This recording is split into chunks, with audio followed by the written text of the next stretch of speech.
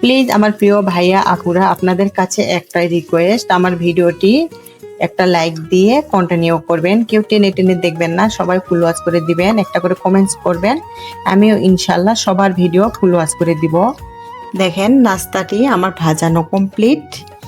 দেখতে যেমন লোভনীয়, খেতে কিন্তু মাশাআল্লাহ অনেকটাই দুর্দান্ত ছিল। হাই গাইস, আসসালামু আলাইকুম রহমতুল্লাহি ওবারাকাতু। Welcome to my cooking channel Mariyam vlogs. আপনারা কেমন আছেন? আশা করছি যাই যেখানে আছেন অনেক ভালো আছেন। আজকে হচ্ছে আমি আলু আর বেগুন দিয়ে মজার একটা নাস্তা রেসিপি তৈরি করব।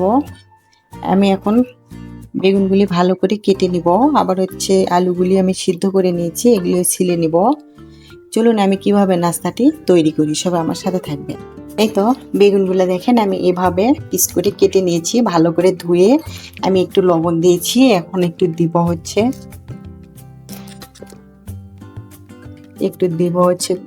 গোলমরিচের গুঁড়া, একটু দিব হলুদ, আর একটু দিব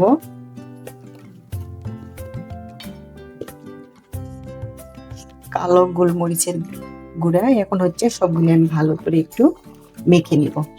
এই তো আমি এরভাবে এখন 10 মিনিট ঢেকে রাখবো। এখন আলুর মধ্যে আমি স্বাদ মতো লবণ দিলাম, একটু গোলমরিচের গুঁড়া, একটু কালো গোলমরিচের গুঁড়া, একটু ধনিয়া গুঁড়া, একটু ভাজা জিরার একটু পাউডার। এখন আমি ভালো করে এটি মেশ করে নিব।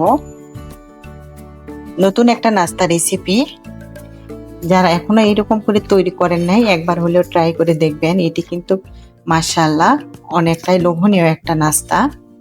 সবগুলোই তো মেশ করা হয়ে গেছে। এর মাঝে আমি দিয়ে দিব 2 চামচ ময়দা,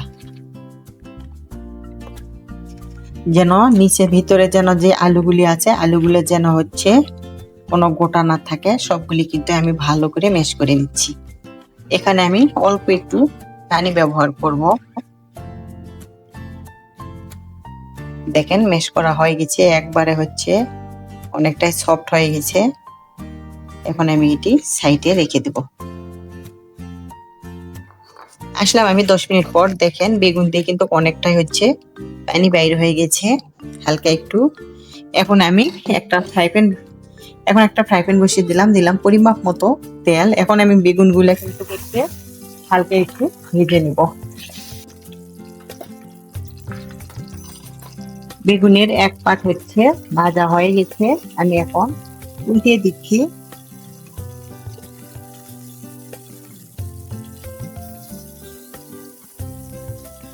এই নাস্তাটি কিন্তু রমজান মাসে ইফতারের সময় অনেক একটা পারফেক্ট একটা নাস্তা। আমরা বেগুনি তৈরি করি, আবার আলুর চপ তৈরি করি। এভাবে যদি একটা নাস্তা তৈরি করলে কিন্তু 2 নাস্তার কাজ হবে। বেগুনের স্বাদ পাবেন, আবার আলুর চপেরও স্বাদ পাওয়া যাবে। আবার তেলও কিন্তু বেশি লাগবে না, অনেকটাই হেলদি হবে। এটা কিন্তু একবার বেশি পোড়া পোড়া করবো না, হালকা একটু সিদ্ধ করার মতো করে একটু ভেজে নিব, যেন ভালো করে কুক হয় ভিতরে। দেখেন বেগুনগুলি কিন্তু আমার ভাজা হয়ে গেছে, দেখেন অনেক সুন্দর কুক হয়েছে। এখন আমি বেগুনগুলি উঠিয়ে নিব, সবগুলি একটা একটা করে উঠিয়ে নিব। সবগুলি উঠিয়ে নিলাম। দেখেন কত সুন্দর একটা লুক এসেছে।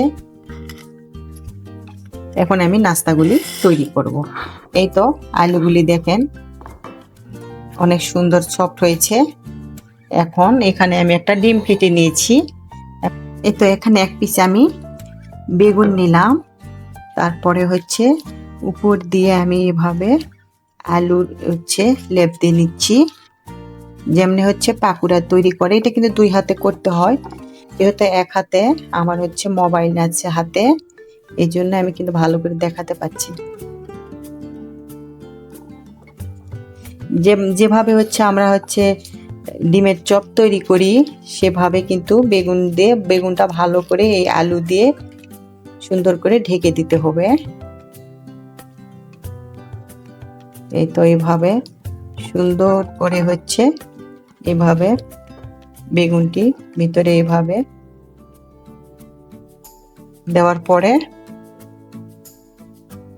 দেখেন অনেক সুন্দর হয়েছে।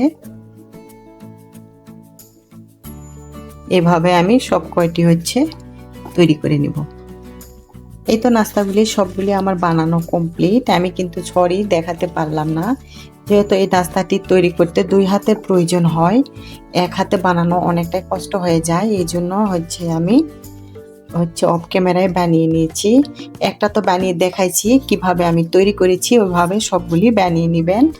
এই তো এখন আমি এটি ভেজে নিব। সে একটু আটা দিয়েছি, যেহেতু এটি আলুর তৈরি নিচে কিন্তু লেগে যেতে পারে, এই জন্য আমি একটু আটা দিয়ে নিয়েছি। এই নাস্তাটি কিন্তু দেখতে যেমনটাই লোভনীয়, খেতে মাশাআল্লাহ অনেকটাই দুর্দান্ত। এখন আমি এগুলি ভেজে নেব। এখন ডিমের মধ্যে আমি ডিপ করে নিচ্ছি। তারপরে এরকম আলতোভাবে আমি তুলে নিচ্ছি। আলতোভাবে এভাবে নেওয়ার পরে আমি এটি তেলের মধ্যে দিয়ে দিচ্ছি। আমি কিন্তু এখানে একবারে বেশি তেল দিই নাই, আমি কিন্তু এটি হালকা তেলে ভেজে নিব, ডুবো তেলে ভাজবো না। যেহেতু আমার বেগুনটা ভাজা আছে, আবার আলু আমার সিদ্ধ করা, ডুবো তেলে না ভাজলেও হবে। আর এটি অনেকটা হেলদি একটা নাস্তা। এক পার্ট হয়ে গেছে, এখন আমি এটি উল্টিয়ে দিব। এটি কিন্তু সময় নিয়ে একটু ধীরে ধীরে এপিট উপিট করে ভেজে নিতে হবে। দেখেন অনেক সুন্দর একটা কালার আসছে, আর ভিতরটাও কিন্তু অনেক সুন্দর কুক হয়ে যাবে। এত দূর এসেও যারা আমার ভিডিওটিতে একটা লাইক দিতে ভুলে গেছেন, প্লিজ আমার প্রিয় ভাইয়া আপুরা একটা লাইক দিয়ে দিবেন। আর আমার ভিডিওটির কোনো এক অংশ ভালো লেগে থাকলে বন্ধুদের সঙ্গে শেয়ার করে দিবেন। আর আমার এরকম সহজ সহজ রেসিপি পেতে আমার চ্যানেলটি সাবস্ক্রাইব করে আমার পাশেই থাকবেন, সাপোর্ট করবেন সবাই প্লিজ। আমার প্রিয় আপুরা ভাইয়ারা অনেক আমাকে সাপোর্ট করেন, এরকম সব সময় সাপোর্ট করবেন। অনেক অনেক দোয়া রইল আমার প্রিয় ভাইয়া আপুদের জন্য। দেখেন নাস্তাটা কিন্তু ভাজানো হয়ে গেছে, এখন আমি এটি উঠিয়ে নিব। দেখেন কত সুন্দর একটা লুক এসেছে। এরকম অল্প তেলে এরকম হেলদি একটা নাস্তা অনেক উপকার। রমজান মাসে কিন্তু পারফেক্ট একটা নাস্তা রেসিপি এটি। একবার হলেও সবাই ট্রাই করবেন। কথাবার্তার মাঝে যদি কোনো ভুলভ্রান্তি হয়ে থাকে সবাই ক্ষমার সুন্দর দৃষ্টিতে দেখবেন। যদি বেগুনটা কাঁচা দেন তাহলে কিন্তু অবশ্যই এটি ডুবো তেলে ভাজতে হবে। যেহেতু আমি বেগুনটি ভেজে নিয়েছি, আবার আলুও ভালো করে আমি সিদ্ধ করে নিয়েছি, এই জন্য কিন্তু বেশি তেল দেওয়ার কোনো প্রয়োজন নাই। অল্প তেলে ধীরে ধীরে এপিট উপিট করে ভেজে নেবেন, তাহলেই কিন্তু ভিতরে কুক হয়ে যাবে। আজকের ভিডিওটি আমার এই পর্যন্ত। আপনারা সবাই ভালো থাকবেন, সুস্থ থাকবেন, এই দোয়াই করি। আমাদের জন্য দোয়া করবেন। আসসালামু আলাইকুম ওয়া রাহমাতুল্লাহি ওয়া বারাকাতুহু।